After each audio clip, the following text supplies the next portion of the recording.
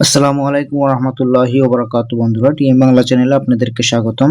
বন্ধুরা, সবাই কেমন আছেন? আশা করি আল্লাহর রহমতে ভালো এবং সুস্থ আছেন। আমি আপনাদের দোয়া এবং আল্লাহর অশেষ রহমতে ভালো এবং সুস্থ আছি। তো বন্ধুরা, বরাবরের মতো আজকে একটি ভালোবাসার পরীক্ষিত তাবিজ নিয়ে হাজির হয়েছি। স্ক্রিনে দেখতে পাচ্ছেন এই তাবিজটি। এটি আমার ইন্ডিয়ান একটি কিতাব থেকে সংগ্রহ করেছি। তো এটি 1000 বার পরীক্ষিত, 100 বার পরীক্ষিত। ঠিক আছে, আমি যতবার এই কাজটি করেছি সফল হয়েছি, এই জন্য আপনাদের কাছে নিয়ে হাজির হয়েছি।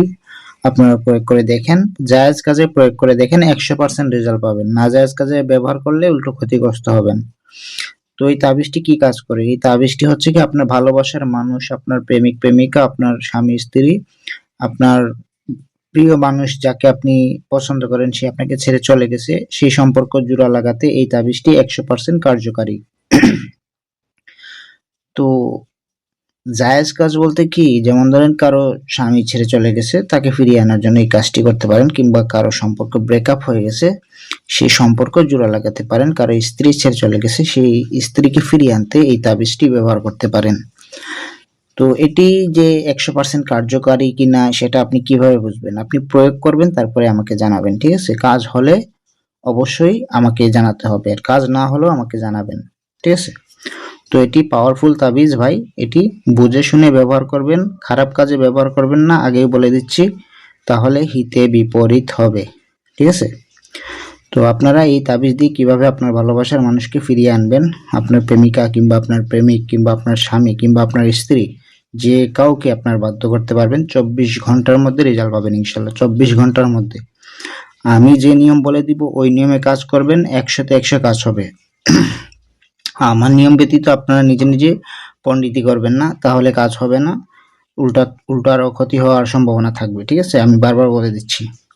তো এটি আমার কিতাব থেকে দিয়েছি এবং এটি আমার পরীক্ষিত, আপনাদেরকেও দিলাম। আপনারা কাজ করুন, অবশ্যই রেজাল্ট পাবেন। তো এই কাজটি করতে গেলে যে কোনো রবিবার, শুক্রবার অথবা বৃহস্পতিবার, এই যে 3টি দিন বললাম, রবি শুক্র বৃহস্পতি, এই 3 দিন থেকে যে কোনো একদিন আপনি এই কাজটি করবেন। ঠিক আছে, এই তাবিজটি এরকম লাল কলমের কালি অথবা জাফরানের কালি দিয়ে সাদা কাগজের উপরে লিখতে হবে। ঠিক আছে, সাদা কাগজের উপরে এরকম নকশা এগুলো আঁকতে হবে। প্রথমে এগুলা লিখতে হবে। ঠিক আছে, লিখে এরকম বক্স দিতে হবে। ঠিক আছে, সাদা কাগজের উপর যেভাবে আছে ঠিক সেভাবে লিখতে হবে। কোনো 19-20 করলে হবে না, কোনো কিছু বাদ গেলে কাজ হবে না। নকশা কয়টা লিখবেন? 3টা নকশা লিখবেন। আমার কথা ভালো করে বুঝে নেবেন, তাহলে কাজ হবে। তাছাড়া আমার কথা না শুনে যদি কাজ করে ফেলেন, কাজ হবে না। 3টা নকশা আপনাদেরকে এভাবে লিখতে হবে। ঠিক আছে, যেভাবে বলে দিয়েছি ঠিক সেভাবে লিখতে হবে। তো নকশা লেখার আগে কিছু নিয়ম কানুন আছে, যেমন ধরেন পাক পবিত্র হয়ে নেবেন, 3 বার অথবা 7 বার দুরূদ শরীফ পাঠ করে নেবেন, জায়েজ উদ্দেশ্যে কাজ করবেন, পশ্চিম দিকে মুখ করে লিখবেন, যেখানে বসে তাবিজটি লিখবেন সে জায়গা পবিত্র হতে হবে এবং সেখানে কেউ থাকতে পারবে না, আপনি ব্যতীত অন্য কেউ থাকতে পারবে না। যখন তাবিজটি লিখবেন লাল কলমের কালি অথবা জাফরানের কালি দিয়ে লিখবেন, সাদা কাগজের উপরে লিখবেন। তো যাকে ভালোবাসেন তার নাম এখানে বসবে, বিনতে দিয়ে তার মায়ের নাম এখানে বসবে। ঠিক আছে, আর আপনার নাম এখানে বসবে, আপনার বাবা অথবা মায়ের নাম এখানে বসবে। ঠিক আছে, ভালো করে বুঝে নিন ভাই। ঠিক আছে, প্রথমে আপনার ভালোবাসার মানুষের নাম বসবে, যাকে আপনি পছন্দ করেন তার নাম, বিনতে দিয়ে তার মায়ের নাম। মায়ের নাম না জানলে হাওয়া লিখে দিবেন, আর এটা যেভাবে আছে ঠিক সেভাবে থাকবে, আলাহুব। আর এটা এখানে আপনার নাম বসবে, বিনতে দিয়ে বিন দিয়ে আপনার বাবা অথবা মায়ের নাম বসবে।